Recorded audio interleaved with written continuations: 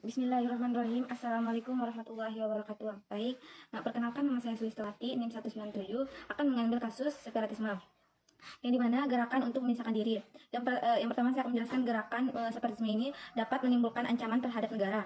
Hal ini tentunya harus diperhatikan benar atau salahnya, karena tentunya suatu negara separatisme muncul karena berbagai ancaman alasan yang dialami orang atau golongan tersebut. Separatisme ini juga adalah paham atau gerakan memisahkan diri, mendirikan negara sendiri dan merdeka.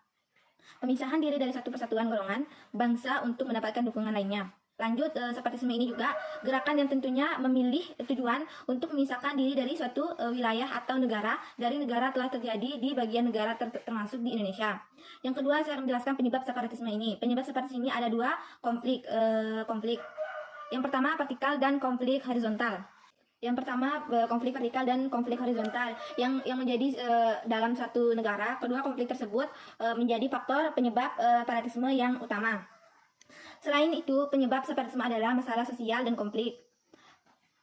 Penyebab yang harus dan hanya memperjuangkan kepentingan pribadi negara termasuk tidak palak akan menyebabkan kemarahan masyarakat dan rakyat.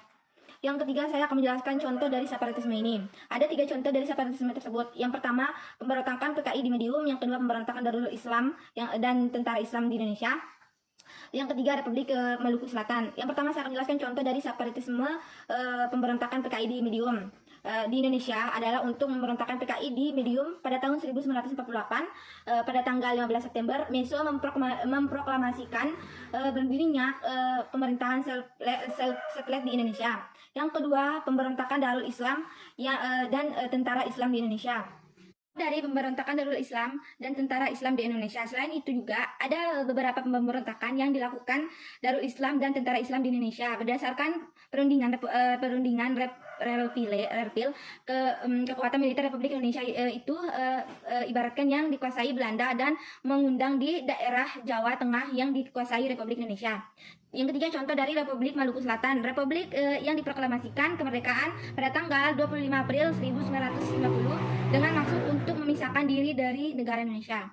Baik, terima kasih.